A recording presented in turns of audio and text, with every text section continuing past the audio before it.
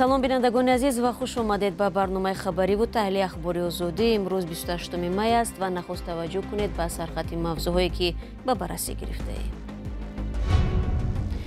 мардуми муҳтоҷи сурхоб дар интизори кӯмак. сел дар фархор даҳҳо манзилро вайрон карду сокинонро дар берун гузошт. дузди зур соҳиби говро банд мекунад ва ё чаро пешниҳоди русия дар бораи манъи силоҳ дар кайҳон дастгирӣ наёфт? воқеият ин аст ки русия аллакай дар кайҳон чандин моҳвораи дорои аслиҳаи шартномавӣ ҷой додааст.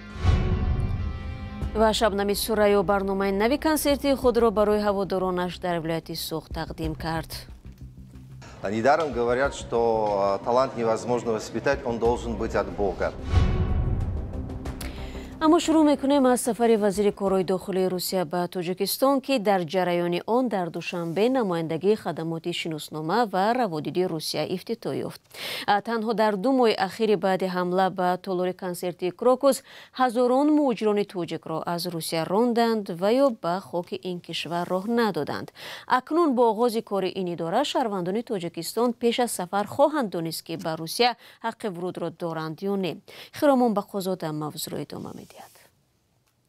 рӯзи сешанбе бо иштироки вазирони корҳои дохилии тоҷикистону русия Рамазон Раҳимзода ва Владимир Колокольцев ва ҳамчунин вазири меҳнату муҳоҷирати тоҷикистон Гулнора Ҳасанзода маросими ба кор оғоз кардани намояндагии хадамоти шиноснома ва раводиди вазорати корҳои дохилии русия дар тоҷикистон сурат гирифт.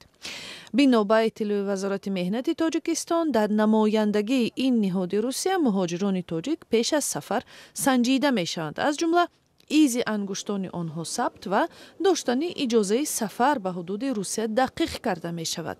ифтитоҳи намояндагии вазорати корҳои дохилии русия дар душанбе дар ҳошияи ҷаласаи шӯрои раҳбарони ниҳодҳои муҳоҷирати кишварҳои узви иттиҳоди давлатҳои мустақил сурат гирифт. яке аз ширкаткунандагони нишаст бидуни бурдани номаш ба радиои озодӣ гуфт ки дар ин нишаст бештар масоили амниятӣ аз ҷумла ҷалбу ҷазби муҳоҷирин аз сӯи созмонҳои террористӣ хусусан робитаи муҳоҷирон бо шохаи доиши Хуросон дар Афғонистон баррасӣ шудааст. ин мавзӯъ аз сӯи маркази зидди террористии иттиҳоди давлатҳои мустақил ки яке аз ташаббускорони нишаст мебошад матраҳ шуд ва ёддошти тафоҳуме низ аз сӯи ин марказ ва шӯро ба имзо расид. масъалаи амният дар бахши муҳоҷирати кориро як рӯз қабл аз нишаст вазири корҳои дохилии русия Владимир Колокольцев дар дидор бо раисҷумҳурии Тоҷикистон Эмомалӣ Раҳмон низ баррасӣ кардааст. дафтари матбуоти раисаҷумҳурии Тоҷикистон мегӯяд Раҳмон баҳри таҳкими ҳифзи ҳуқуқӣ ва иҷтимоии муҳоҷирони кории тоҷик ки дар қаламрави русия қарор доранд таъкид кардааст. сомонаи вазорати корҳои дохилӣ хабар дод ки Рамазон Раҳимзода вазири корҳои дохилии Тоҷикистон бо Владимир Колокольцев дар бораи тақвияти ҳамкориҳо табодули назар карданд. ин суҳбатҳо дар ҳоле сурат мегирад ки 12 шаҳрванди Тоҷикистон бо гумони даст доштан дар ҳамла ба толори мусиқии Крокуси Москав дар охири моҳи марти имсол боздошт шуданд ва моҳҳои ахир фишору азияти муҳоҷирон дар Русия афзоиш ёфтааст. дар пайи ҳамла мақомоти Русия 4 шаҳрванди Тоҷикистонро бо иттиҳоми анҷоми бевоситаи ҳамла ва куштори дастаҷамъии бинандагони консерти Крокус боздошт намуданд. коршиносон бо ишора ба осори зарбулати боздоштшудаҳо таъкид мекунанд ки иқрори ҷурм зери шиканҷа ба амал омадааст. ба қавли ҳолдонон таъқиби беасоси муҳоҷирони тоҷик пеш аз он ҳам ҷой дошт ва зоҳиран ҳадаф аз ин ҳама ба узвияти иттиҳоди иқтисодии Авроосиё водор кардани Тоҷикистон аст. гузориши ҳамкорам Хиромон Бахозода буд. ёдовар мешавам ки дар кори ҷаласаи шӯрои раҳбарони ниҳодҳои муҳоҷирати кишварҳои узви иттиҳоди давлатҳои мустақил дар душанбе намояндагон аз Арманистон, Беларус, Қазоқистон, Қирғизистон, Озарбойҷон, Туркманистон, Ӯзбекистон ва Русия иштирок намуданд. рӯ меорам ба мавзӯъҳои дигар. сел дар як деҳаи ноҳияи Фархор даҳҳо нафарро бехона кард. сокинони Сурхоб мегӯянд фалокат 25 май рух дод ва ҳоло мунтазири кӯмак ҳастанд.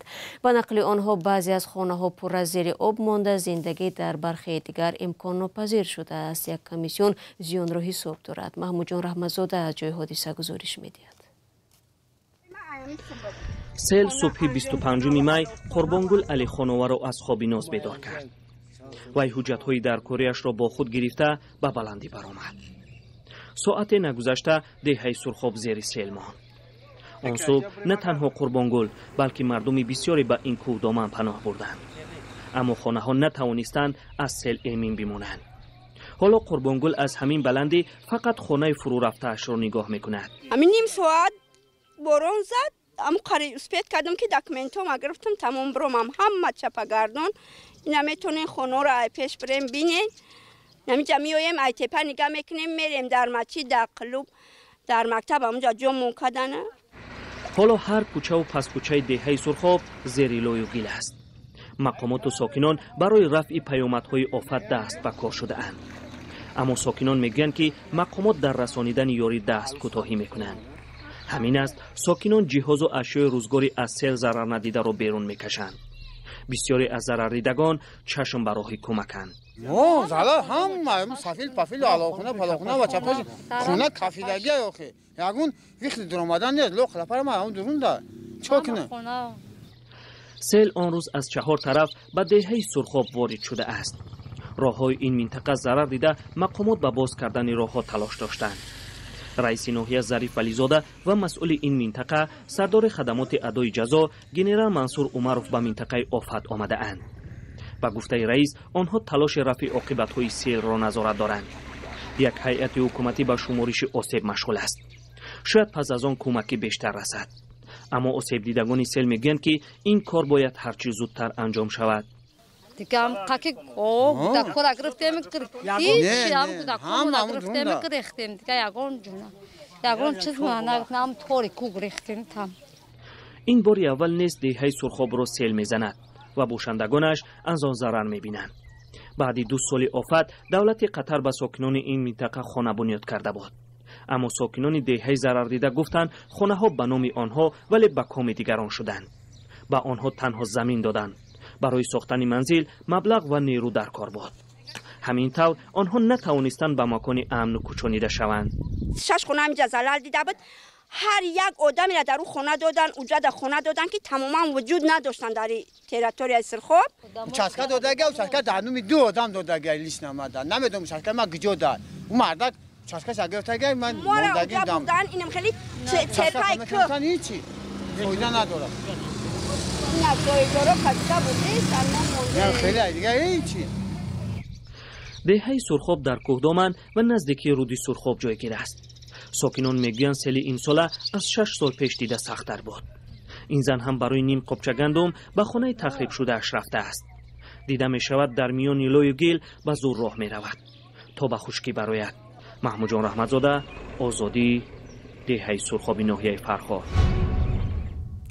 برنامه دوم میدیم. هفته گذشته روسیه در شورای امنیت سازمان ملل متحد پیشنهاد کرد که مسابقه تسلیحاتی در کیهان منع شود و ممالک عالم عهده‌داری گیرند که در فضا سلاح کشتاری دسته‌جمعی جای نمیدهند. اما این پیشنهاد دستگیری نیافت، زیرا به قبل شرکت‌داران جلسه روسیه چندین سال پیش در همان مدارکی امریکا ماهواره‌های دولتی را گذاشته است، سلاح شرطنامه‌ای جای داده 5 سال پیش آزمایش را گذرانیده است. تفصیلات در گزارشی کیومر سیاتا. بحث میان ایالات متحده آمریکا و روسیه در کیهان وسیع‌تر می شود. روسیه به طبقه پایانی مدار زمین ماهواره فرستاده است که از طرف ما همچون سلاح کیهانی ارزیابی می شود. روسیه این سلاح را در همان مدار جای داده است که ماهواره های دولت ایالات متحده آمریکا در آن جای گیرند. کارشناس ساحه مذاکرات کیهانی این عمل را نمونه تلاش‌های بی مسئولیتانه روسیه در کیهان می نامد. این ماهواره شاید قدرتی در کیهان نگه داشتن سلاح را داشته باشد. ماهواره های این گروه را ماهواره های سوی افکن می دانند که برای مراقبت و تخریب ماهواره های دیگر استفاده می شوند. اما کرمل این خبر را به اساس نامیده اصرار می‌ورزد که جانبدار توسعه همکاری‌های بین المللی در کیهان است. ما همانا تلاش خواهیم کرد که کیهان به میدان دیگری مسابقه‌های تسلیحاتی تبدیل نیابد. ما جانبدار گسترش همکاری‌های کیهانی برابر حقوق آسایشته به نفع تمام انسانیت هستیم. هفته گذشته روسیه در شورای امنیت سازمان ملل متحد قطعنامه‌ای را پیشنهاد کرد که به گفته مؤلفانش از مسابقه تسلیحاتی در کیهان جلوگیری می‌کند. این عهده‌داری دولت هاست که از جای دادن سلاح به ویژه سلاح کشتار دست جمعی در کیهان جلوگیری کنند. در جلسه شورای امنیت این قطعنامه دستگیری لازم نیافت و از آن انتقاد شد. واقعیت این است که روسیه علیه در کیهان چندین ماهواره دارای اسلحه شرطنامه‌ای جای داده است. آزمایش یکی از آنها سال 2019 برپا شد. قانونگذاران امریکایی این مشکل را از عامل‌های عمیق رفت بحران روابط دو کشور می‌شمارند. اخیراً روسیه در فضا سلاحی را جای داد که امکان دارد ماهواره‌های امریکایی را هدف قرار دهد. این شهادت شیوه‌های خشونت‌آمیز پوتین است.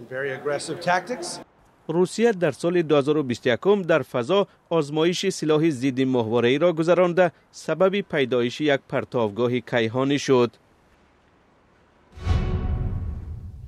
شبنم سورایی آوازخوان شناخته توجیک در مؤسسه دولتی کوخ خردکی شهر خوجند کنسرت برگزار کرد. این رویداد فرهنگی برای مخلصانش غیر چشم داشت بود، زیرا حدود 10 سال باز برنامه‌های هنری شبنم با تالارهای بزرگ راه نمی‌یافتند. گزارش فرزان محمدی را می‌بینیم.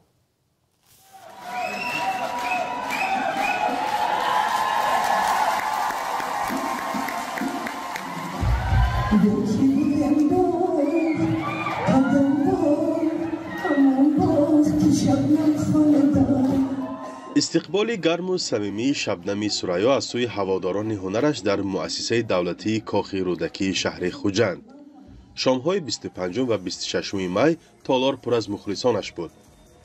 ظاهراً خودی آوازخوان هم دیر باز این حالت را منتظر بود، زیرا به گفته اشتراکداران این کنسرت چند سال آخر شبنم سوریا شب‌های ایجادیش را در تالارهای کلان تاجیکستان برپا نمی‌کند.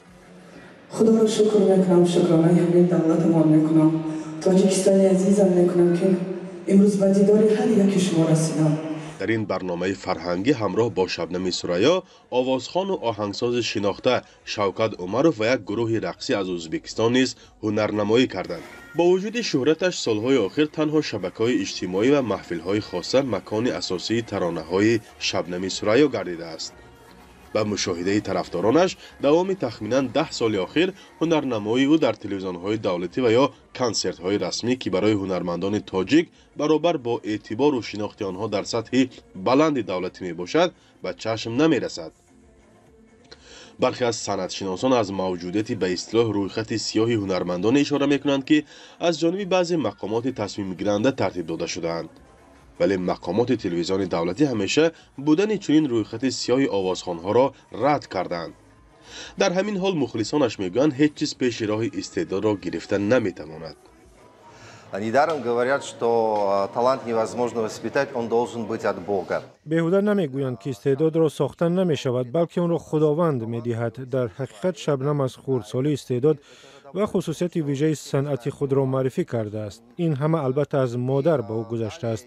فرقی هنری آن همین است که آواز غیر عادی دارد و موسیقی زمانه‌ای را انتخاب میکند، با آن جامعه ملی میپوشاند. برای همین او را نه تنها در تاجیکستان بلکه مردمان آسیای مرکزی و بیرون از آن هم دوست می‌دارند. سال 2018 در یک پرسش سالنوی مرکز افکار عمومی The Analytics Group شبنم سوریا بیشتر در میان جوانان 18 تا 29 ساله معروفترین آوازخوان دانسته شده است. یعنی نسل اینترنت پرست که شاید همچنین صحنه اساسی هنری شبنم را معین کرده است. فرزان محمدی، رادیو آزادی، شهر خوجند.